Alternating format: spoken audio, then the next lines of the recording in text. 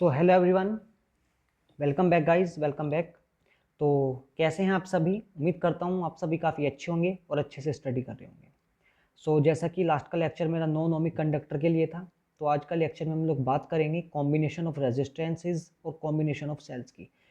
डरिए मत, कोई डेरिवेशन नहीं होने वाला है, केवल और केवल हम फॉर्मूले की स्टडी करेंगे और इसी से रिलेटेड क्वेश्चंस जो आपके एग्जाम्स में हैं वो पूछे जाएंगे। तो कॉम्बिनेशन ऑफ रेजिस्टेंसेज में तो केवल हम जो है इसका फॉर्मूला ही पढ़ेंगे और कॉम्बिनेशन ऑफ सेल्स में भी केवल फॉर्मूला ही पढ़ेंगे। तो कॉम्बिनेशन ऑफ रेजिस्टेंस आपने क्लास 10th में भी पढ़ा होगा, है ना।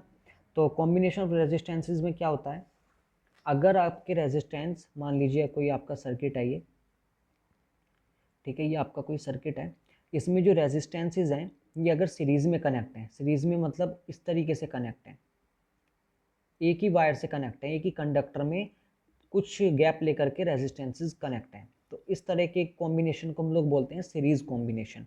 तो सीरीज कॉम्बिनेशन में जो रेजिस्टेंस होते हैं उनको आप जो है ऐड कर देते हो, ठीक है, ठीक है, स्केलरली ऐड कर देते हो आप इनको, ठीक है।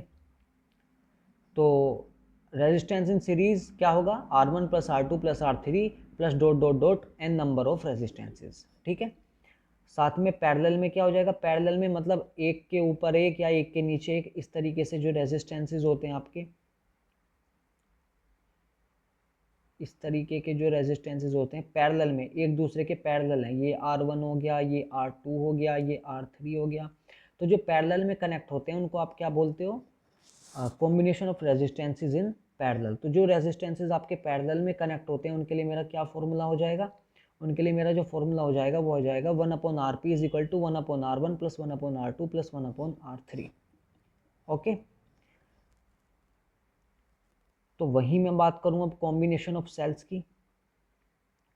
तो कॉम्बिनेशन ऑफ सेल्स में देख लेते हैं, ये आपका E2 है, ठीक है, ये आपका E1 है, ये आपका E2 EMF है, ये आपका R2 1 ओम का रेजिस्टेंस है, ये R1 आपका 3 ओम का रेजिस्टेंस है, ठीक है। तो यहाँ पे आपको इलेक्ट्रिक करंट की वैल्यू फाइंड करनी है, ऑब्वियसली आप कर लोगे, है ना। ये आपका होमवर्क हो गया, कमेंट सेक्शन में इसका होमवर्क मुझे ज़रूर बताना आप, ठीक है, नहीं तो मैं नेक्स्ट वीडियो में इसका सॉल्यूशन आपको प्रोवाइड करा दूंगा। अच्छा, अगर सेम पोलैरिटी होगी तो जो नेट ईएमएफ होगा तो E1 माइनस E2 होगा, या कह सकते हैं E2 माइनस E1 होगा, अगर पोलैरिटी आपकी सेम होगी, ठीक है। और अगर पोलैरिटी डिफरेंट होगी तो ईएमएफ को आप ऐड कर दोगे, E1 ये नीचे, ठीक है, E is equal to E1 plus E2।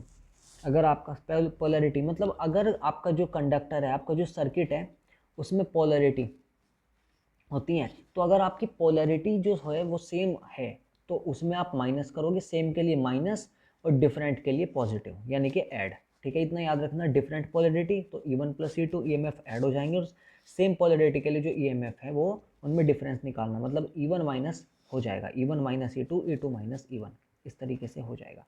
लेकिन डिफरेंट पोलैरिटी के लिए जो ईएमएफ है उसको आप ऐड करोगे, E is equal to E1 plus E2। तो ये कॉम्बिनेशन ऑफ सेल्स था, ठीक है, सेम पोलैरिटी के लिए ये याद रखने हैं आपको, ठीक है। यकीन मानिए आपको एक्सप्लेनेशन में मज़ा आ जाएगा आप अगर ध्यान से सुनोगे, क्योंकि इतना ईजीएस्ट वे में और कम समय में मैं एक्सप्लेनेशन दे रहा हूँ, शायद यूट्यूब पे ना दी जा रही हो, मैं अपेक्षा कर सकता हूँ ऐसी, ठीक है। तो ये आपका कॉम्बिनेशन ऑफ रेजिस्टेंस और कॉम्बिनेशन ऑफ सेल्स आपका होता है समाप्त। नेक्स्ट वीडियो में फिर मिलेंगे एक नई वीडियो के साथ, तब तक आप इस लेक्चर को अच्छे से एंजॉय कीजिए और इसकी प्रैक्टिस कीजिए। So thank you.